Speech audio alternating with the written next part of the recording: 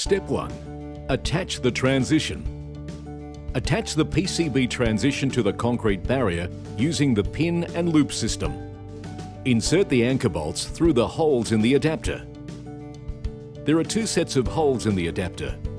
Use the holes on the top of each set. Install the nuts with washers on the end of the anchor bolts that are now on the inside of the transition.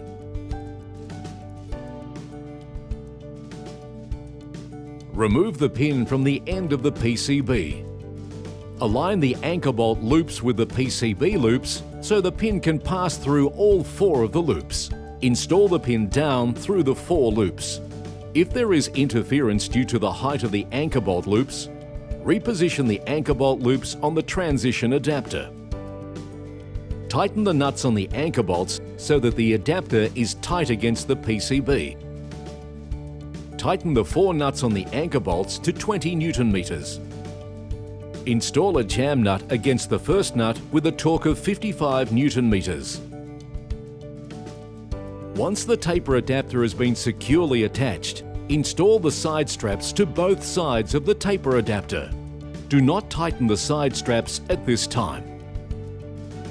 Attach the hinge plate adapter to the side straps and taper adapter. All transition components should be loosely installed at this time. Level the side straps and use the holes in the straps as a guide to mark the barrier where the bolt holes will be drilled. Drill the holes for the wedge anchor bolts in the PCB. Install the wedge anchor bolts. Place a flat washer and nut on each anchor bolt. Do not tighten. Remove the hinge plate adapter that was loosely attached earlier. Tighten the side strap nuts and bolts on the steel transition housing. Reinstall the hinge plate adapter, installing bolts with washers. Do not tighten until all bolts are installed. Properly tighten all transition bolts.